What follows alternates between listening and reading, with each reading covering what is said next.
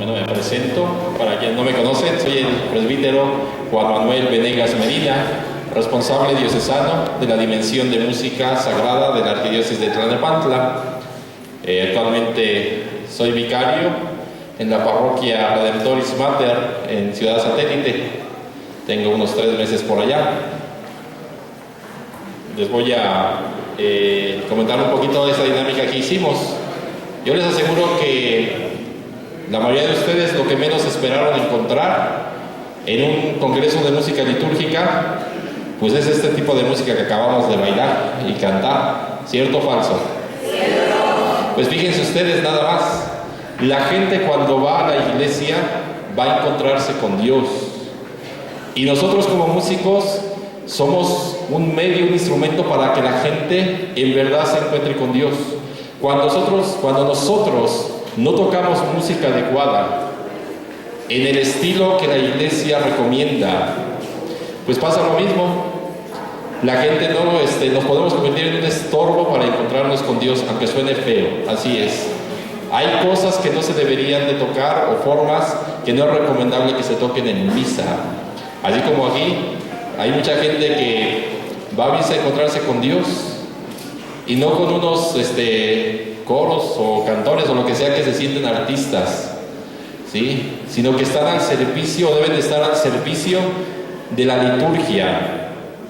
De eso vamos a hablar el día de hoy, ¿sí? No estamos peleados con ningún tipo de música. También esa es una de las razones por las cuales trajimos a nuestros hermanos músicos. No estamos peleados con ningún tipo de música, pero tenemos que aprender y entender que hay música para cada lugar, para cada circunstancia.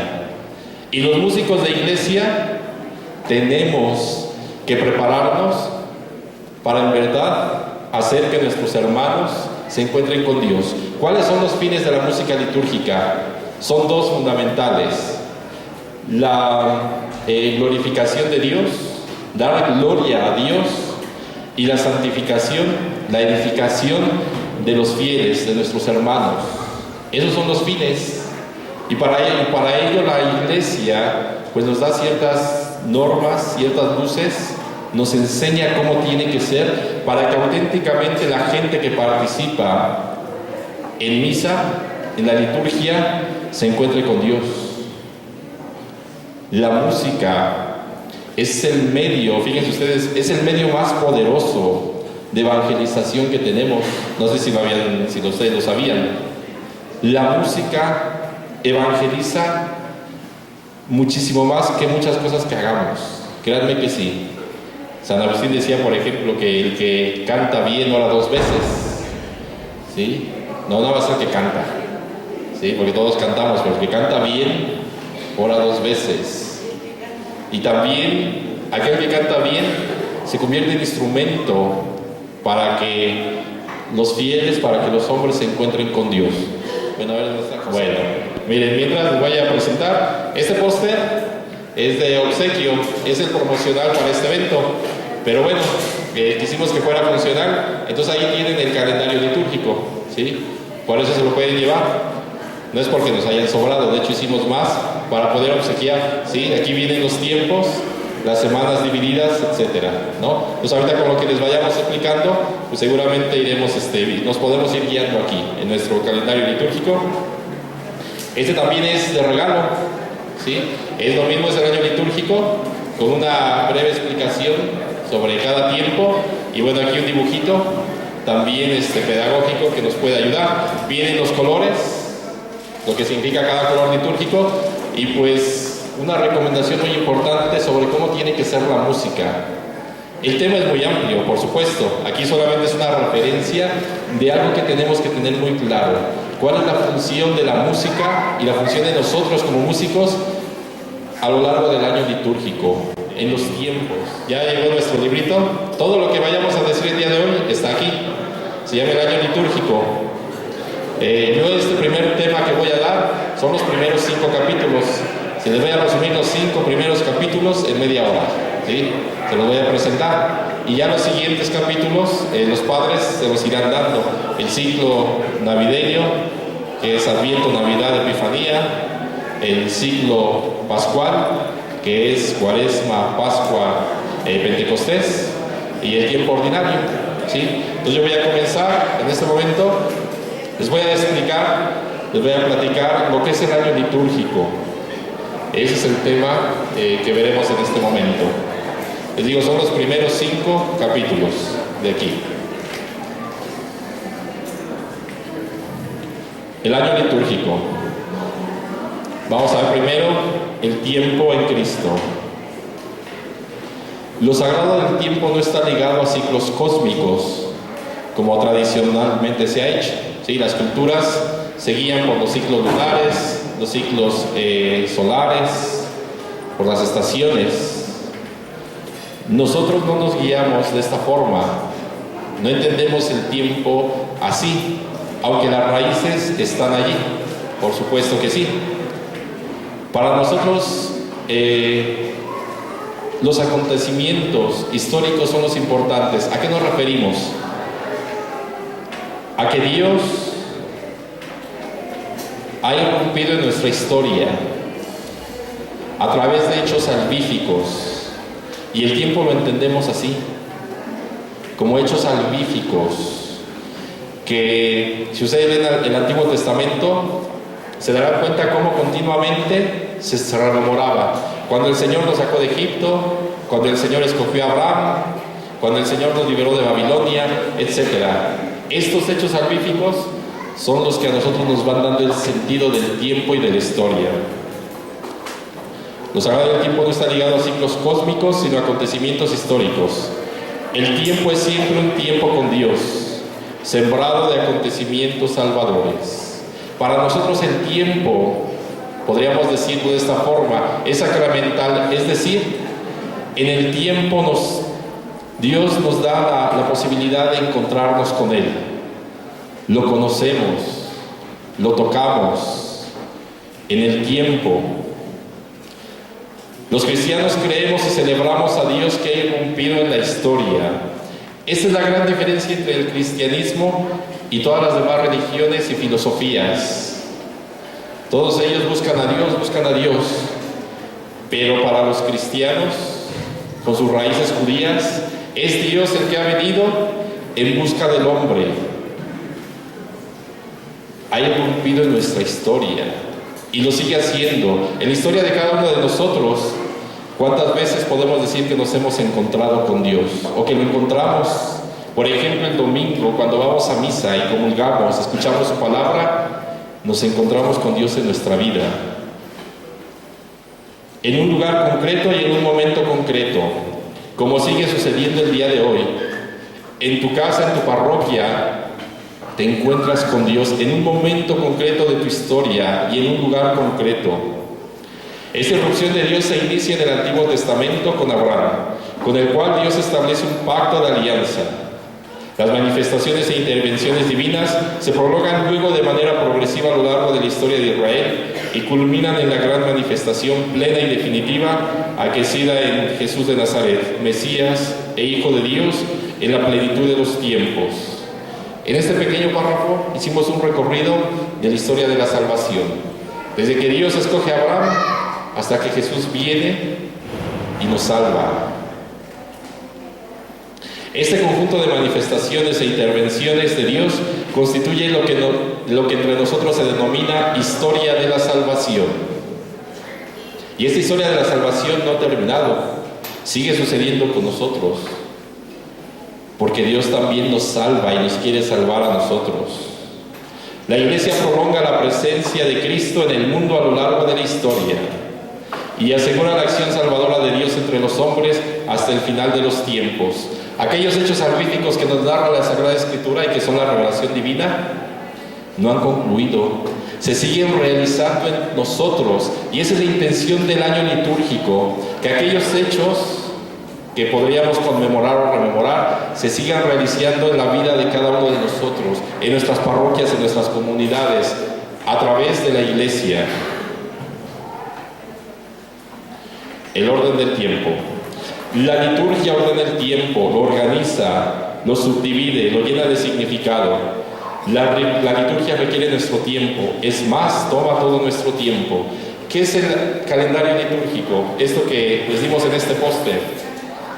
Es poner en orden el tiempo en base a la vida de Cristo, en base al misterio pascual de Cristo, es decir, a la forma como Dios ha obrado la salvación en nosotros. Inicia el Adviento cuando esperamos el nacimiento, la venida del Mesías. Navidad nace, en Epifanía se manifiesta, en el tiempo ordinario lo acompañamos a lo largo de su vida como los discípulos.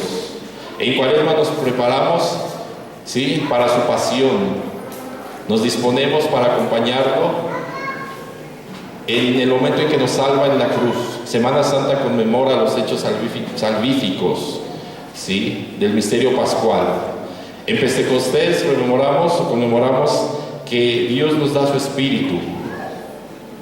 Y así vamos viendo, ¿sí?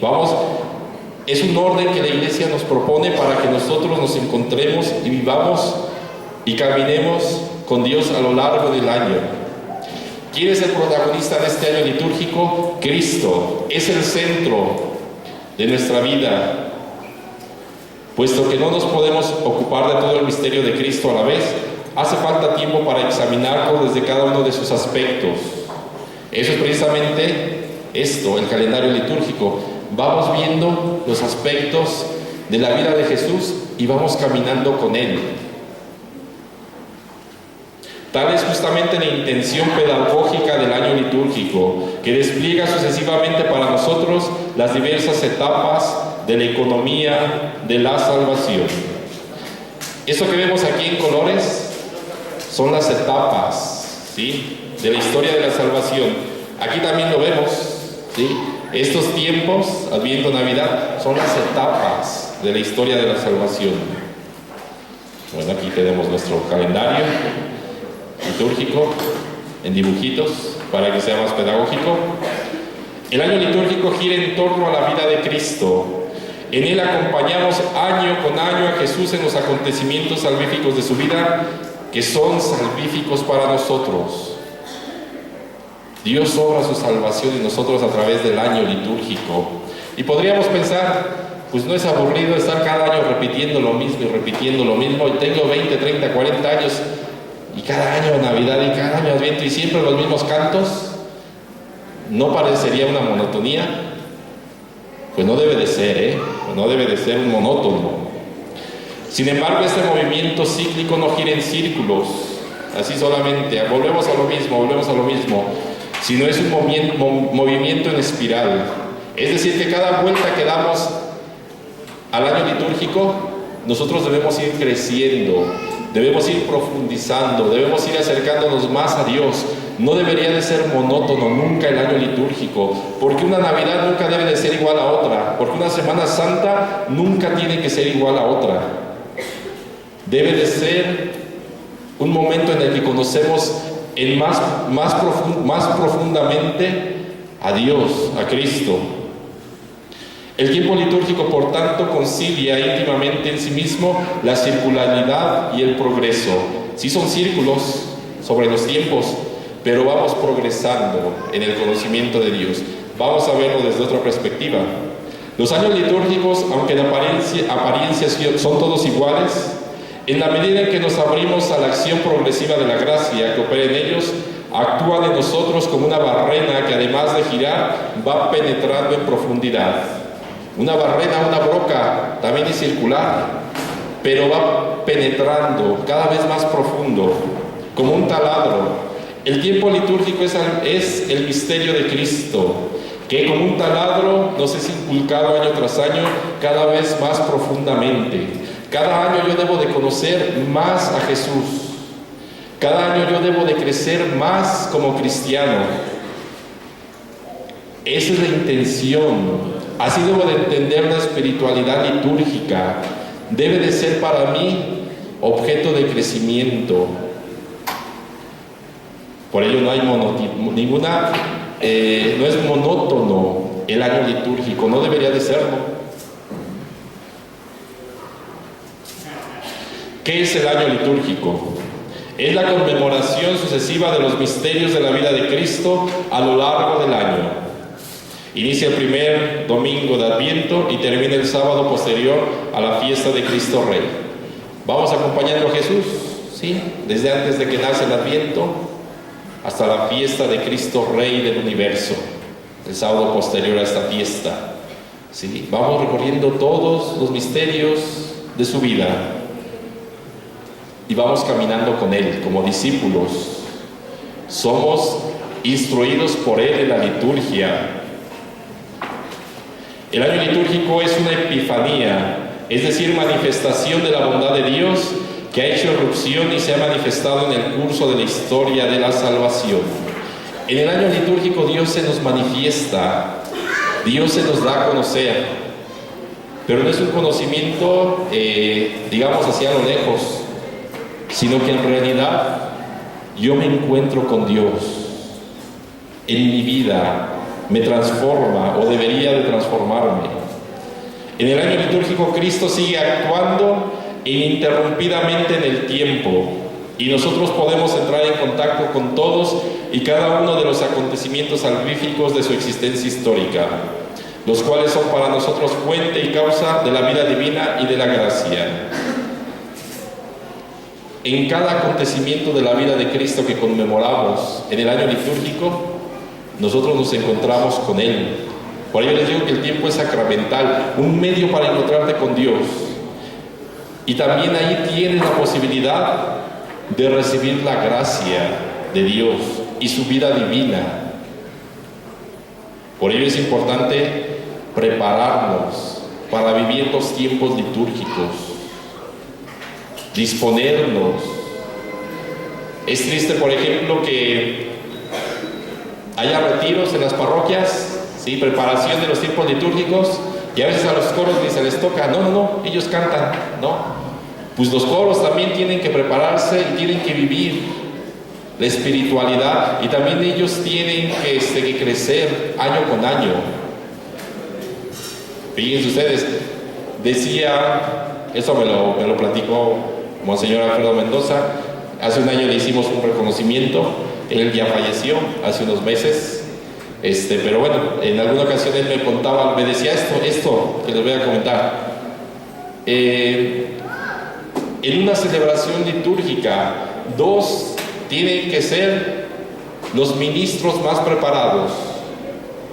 Por supuesto, el presidente, el sacerdote, dice, y el cantor o los músicos. El presidente, bueno, porque es su ministerio, ¿no? Su formación. Él es el que tiene que conocer a la perfección la liturgia, la espiritualidad, la teología. Y los cantores, los coros, también tendrían que estar muy preparados, porque ellos con su música van a animar, van a edificar, van a hacer que los fieles se encuentren con Dios. Necesitarían conocer también la teología y la espiritualidad, porque con su música es lo que van a transmitir. La música litúrgica, ¿qué es lo que contiene?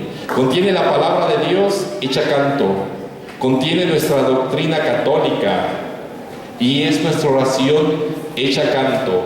¿Se tiene que preparar? Por supuesto que sí, por supuesto que sí. Para hacer bien nuestro trabajo tenemos que estar bien preparados. Esto que decíamos, señor Alfredo, es un ideal. Que el presidente y aquellos que cantan sean los más preparados en una celebración litúrgica, porque son aquellos a los que los fieles escuchan.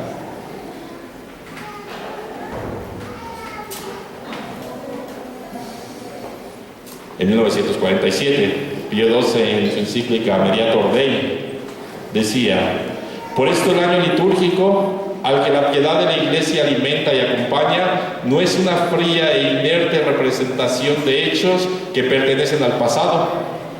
¿Sí? No, es que ya sucedió, ¿sí? Ya pasó. O una simple y desnuda revocación de realidades de otros tiempos. Pues sí, eso pasó hace 2000 años, ¿sí? Pero a nosotros ya no nos toca. No, de ninguna manera. Es más bien Cristo mismo. Qué bonita definición. El año litúrgico es Cristo mismo, que vive en su iglesia siempre y que prosigue el camino de inmensa misericordia, a fin de poner a las almas humanas en contacto con sus misterios y hacerlas vivir por ellos misterios que están perennemente presentes. El año litúrgico es Cristo mismo, al cual acompañamos a lo largo de su vida.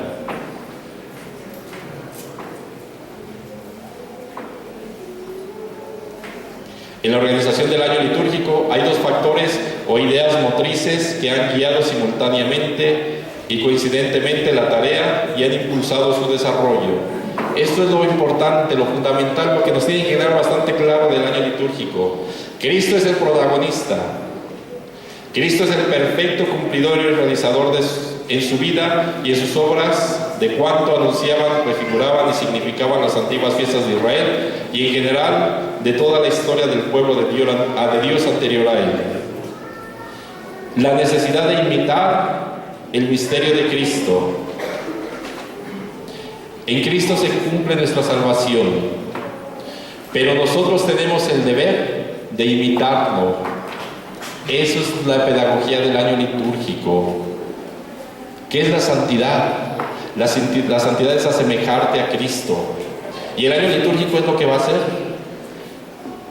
movernos, impulsarnos, guiarnos para que nosotros nos vayamos configurando con Cristo.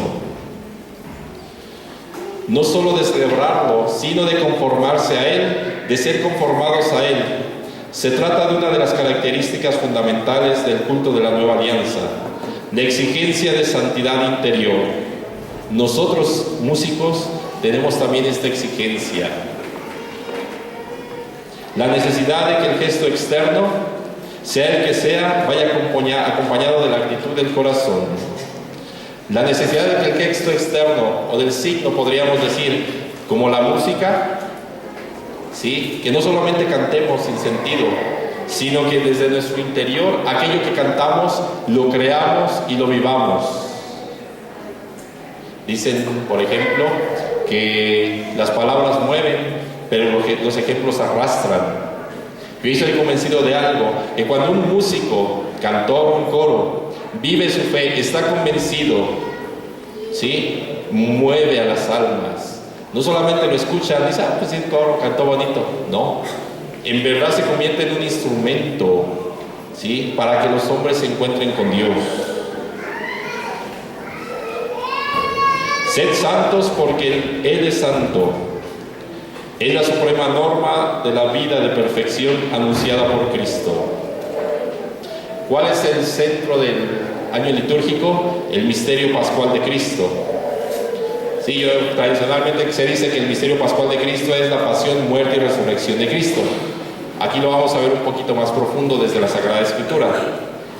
Dice San Juan: salí del Padre y he venido al mundo, ahora dejo otra vez el mundo y voy al Padre. Ese es el misterio pascual de Cristo. Dios que viene a nuestra historia, vive con nosotros, tiene estos actos salvíficos con su vida, en su vida, y regresa al Padre. Estas palabras son al mismo tiempo una síntesis del misterio de Cristo y del misterio pascual. En la primera parte se hace alusión a la primera fase del misterio: separación y alejamiento del Padre, salir del Padre e inmersión en el mundo. Viene a convivir con nosotros como verdadero Dios y verdadero hombre. Esto es en la historia. Se trata del exilio terrestre o carnal de Cristo. Nunca renunciará a su condición divina, pero sí a la gloria que le corresponde como Hijo de Dios. Al asumir su condición de hombre, se hace uno de tantos, compartiendo todas las inclemencias de la existencia en el mundo y la fragilidad de la carne, en solidaridad con todos los hombres. Este gesto solidario culminará en la cruz, momento supremo en el que desemboca todo el proceso de humillación y de abajamiento de Cristo. Eso lo encontramos en Filipenses, ¿verdad? Es un texto muy conocido. Este misterio pascual de Cristo lo celebramos en diferentes niveles y momentos. El primero es la celebración anual, que es la Semana Santa, el Tríodo Pascual. Ahí hacemos una celebración anual de este misterio de Cristo, pero no es la única.